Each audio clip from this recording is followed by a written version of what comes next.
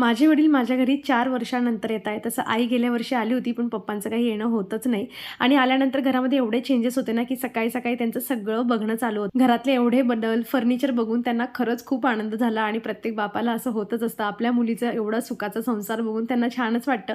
माझ्या आईने तर आधी डिशवॉशर बघितलं, की कसं तुझं डिशवॉशर जे आहे ते भांडे क्लीन करून देतं. त्यानंतर तिनेही हे सगळं बघितलेलं नव्हतं. तर तिची आई सकाळी-सकाळी सगळ्या गोष्टी बघणं चालू होतं. बायका म्हणल्या, की मग त्यांना फक्त किचनच्या वस्तूच जास्त आवडतात. पण मला असं असतं, की तुम्ही या आणि आधी माझी बाल्कनी बघा. सगळ्यांच्या अंघोळी वगैरे झाल्यानंतर आम्ही मस्त बाप्पांची आरती करून घेतली. पप्पांनी, मम्मीनेही दोघांनीही पूजा करून घेतली. बाप्पा घरी आल्यापासून तर घर रोजच प्रसन्न असतं, पण आई-वडील आल्यानंतर त्याचाही आनंद काहीतरी वेगळाच असतो. स्वयंपाक बनवण्याआधी मम्मीने इथे लाडू बनवण्याची प्रोसेस स्टार्ट केलेली होती. एका लाँग व्हिडिओमध्ये याची रेसिपी मी एक्सप्लेन केलेली आहे आणि त्यानंतर लगेच स्वयंपाकाला सुरुवात केली. आज जेवणामध्ये आईच्या हाताच्या मस्त बाजरीच्या भाकरी आणि मसाल्याची भाजी होती. जेवण झाल्यानंतर जे काही रिमेनिंग प्रोसेस बाकी होती लाडूची, ती त्या तिघांनी मिळून कंप्लीट करून घेतली. पियाने हळूहळू करता छान छोटे-छोटे लाडू बनवायला शिकली होती आणि असे बेसन पिठाचे लाडू आमचे तयार झालेले आहेत. त्यानंतर आम्ही आलो होतो डीमार्टला. त्यांना थोडी शॉपिंग करायची होती, कारण गावाकडे कुठे डीमार्ट वगैरे नसतं. तर कढई वगैरे अशा 2-4 वस्तू घ्यायच्या होत्या. त्यासाठी म्हटलं चला फिरणंही होईल आणि काहीतरी शॉपिंग होईल. हट्ट करून पियाने अशी कार विकत घेतली आणि त्यानंतर आम्ही जे आहे ते घरी परत आलो.